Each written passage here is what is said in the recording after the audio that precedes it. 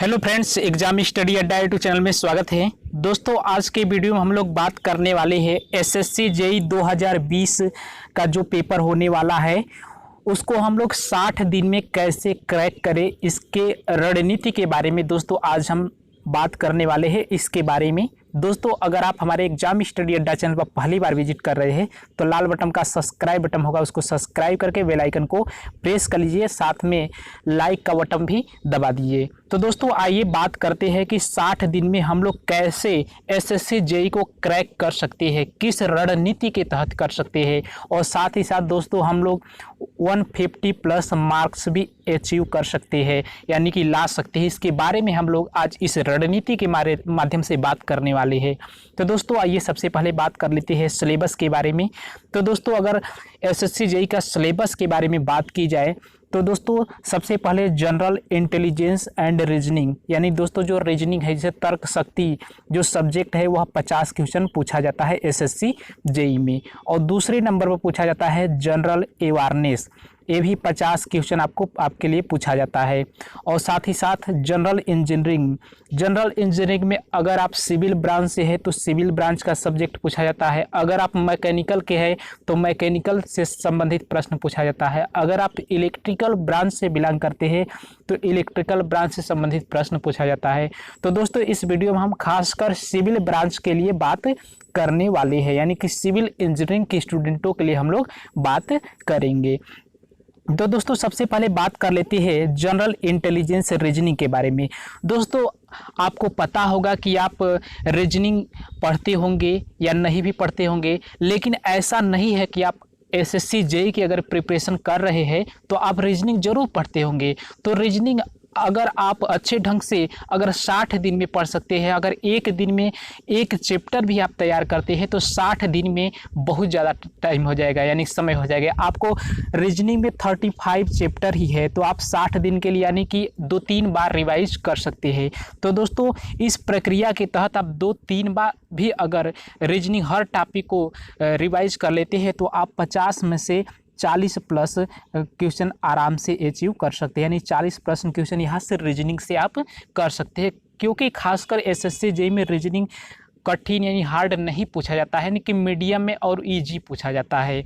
और दोस्तों अगर बात कर लेते हैं जनरल अवेयरनेस में दोस्तों क्या क्या पूछा जाता है, हिस्ट्री हो गया, पॉलिटी हो गया, भूगोल हो गया जिसे जियोग्राफी कहा जाता है, और इकोनॉमिक्स, और साथ ही साथ करंट अफेयर के प्रश्न पूछा जाता है। तो दोस्तों अगर आप तैयारी करते होंगे तो कुछ आपको नॉलेज होगा ही जनरल अवेयरनेस के बारे में। और साथ ही साथ अगर आप रोज़ करंट अफेयर के किसी चैनल के थ्रू अगर तैयारी करते हैं तो खासकर अगर करंट अफेयर के 10, 12 या 15 क्वेश्चन पूछा जाता है तो उसमें से 4-5 क्वेश्चन आप जरूर कर ले जाएंगे। यानी कि दोस्तों अगर कितनों भी आप जीएस में कमज़ोर है तो आप यानी कि 50 क्वेश्चन में से 30 प्रश्न तो आप आसानी से कर ही सकते हैं। तो दोस्तों और तीसरे नंबर पर बात करते हैं जनरल इंजीनियरिंग, सिविल इंजीनियरिंग के बारे में। तो दोस्तों सिविल इंजीनियरिंग से अगर आप डिप्लोमा या बीटेक किए होंगे तो अगर 60 पहले तो पढ़ते होंगे, यानी कि टूटी फूटी कुछ सब्जेक्ट को पढ़ते ही होंगे, लेकिन 60 दिन में अगर आप चैप्टर वाइज अच्छे से पढ़ लेते हैं तो आप आसानी से 70 प्लस क्वेश्चन कर सकते हैं। तो दोस्तों इस तरह से अगर देखा जाए तो 70, 30, 100 और 140, यानी कि दोस्तों 140 मार्क्स आप अचीव कर सकते हैं। तो इतना अगर आप प्राप्त कर लेते हैं तो आपके लिए पहला पेपर आप क्वालिफाई कर लेते हैं। तो दोस्तों आइए बात करते हैं सिविल इंजीनियरिंग के कौन कौन सब्जेक्ट महत्वपूर्ण है आपकी तैयारी करने के लिए। तो दोस्तों सबसे पहले बात करते हैं बिल्डिंग मटेरियल। दोस्तों बिल्डिंग मटेरियल से एसएससी जेईई में 20 से 25 क्वेश्चन आता है, यानी कि बिल्डिंग मटेरियल दोस्तों याद करने वाला है। अगर आप उसको आसानी से मतलब बहुत बार पढ़िए, बार बार पढ़िए, उस फैक्ट को पढ़िए। जैसे आपका जैसे पूछता है कि सीमेंट में चूना की कितना मात्रा है, तो इन सभी फैक्ट को याद कर लीजिए। और साथ ही साथ ईंट में भी पूछा जाता है कि सिलिका की मात्रा, बालू की मात्रा, एल्यूमिना की मात्रा, ये तो प्रश्न आपको पूछा ही जाता है। यानी कि दोस्तों बहुत ही महत्वपूर्ण है बिल्डिंग मटेरियल, 20 से 25 क्वेश्चन पूछा जाता है। दूसरे नंबर पर बात करते हैं एस्टिमेटिंग एंड कास्टिंग।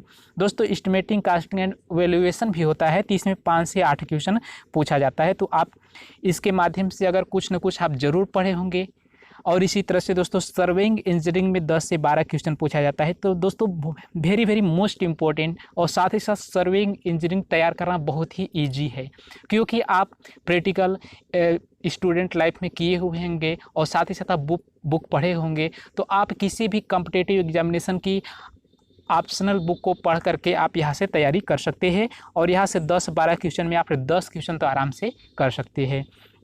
चौथे नंबर पर बात करते हैं सॉइल मैकेनिक्स। दोस्तों जो सॉइल मैकेनिक्स है 5 से 8 क्वेश्चन पूछा जाता है, यानी कि दोस्तों आप इजी तरीके से मॉडरेट लेवल पर सबसे ज़्यादा, यानी कि पहले समय में अगर देखा जाए तो सॉइल मैकेनिक्स के ज़्यादा क्वेश्चन पूछे जाते थे, लेकिन इस समय कुछ क्वेश्चनों की संख्या घट गई है। और 5वें नंबर पर हाइड्रोलिक सब्जेक्ट, यानी कि 10 से 12 क्वेश्चन पूछा जाता है। और 6ठे नंबर पर स्ट्रेंथ ऑफ मटेरियल, इसमें से 10 से भी 12 क्वेश्चन, यानी कि दोस्तों आपको फोकस करना है सबसे पहले बिल्डिंग मटेरियल पर, इसके बाद सर्विंग पर कर लीजिए, इसके बाद हाइड्रोलिक्स पर कर लीजिए, फिर स्ट्रेट मटेरियल पर, और थोड़ा थोड़ा आप एस्टिमेटिंग कास्टिंग पर रहेगा, इसी तरह से सॉइल मैकेनिक्स पर रहेगा, तो आप ये अचीव कर सकते हैं। और इसी तरह से और भी विषय पर बात की जाए तो इरिगेशन इंजीनियरिंग बहुत ही आसान है दोस्तों, थ्योरी वाला पार्ट है।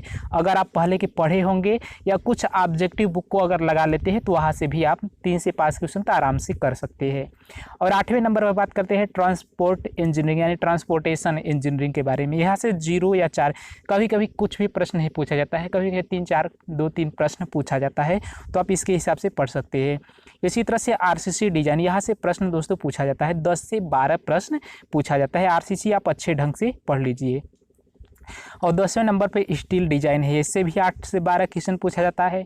तो दोस्तों इतना ऑल ओवर एवरेज क्वेश्चन तो पूछा ही जाता है, तो आप 60 दिन में कैसे करेंगे? जिस सब्जेक्ट से ज़्यादा प्रश्न आ रहे हैं उन सब्जेक्ट को सबसे पहले पढ़िए, फिर टाइम मिलता है तो जो से कम विषय, जैसे ट्रांसपोर्ट इंजीनियरिंग से 0 से 4% 4 क्वेश्चन आता है, तो आप लास्ट में इसको छोड़ दीजिए, और जो सब्जेक्ट से ज़्यादा प्रश्न पूछा जा रहा है वहाँ से आप आसानी से पढ़ करके आप एसएससी जीडी को आसानी से क्रैक कर सकते हैं। और दोस्तों साथ ही साथ याद रखिएगा, हमारे एग्जाम स्टडी अड्डा जो चैनल है, एग्जाम स्टडी अड्डा चैनल, इस चैनल पर जीके की प्रिपरेशन कराई जाती है। जीके के बहुत ही बेहतरीन ढंग से क्वेश्चन की प्रैक्टिस कराई जाती है, और क्वेश्चन के व्याख्यात्मक हल को भी बताया जाता है।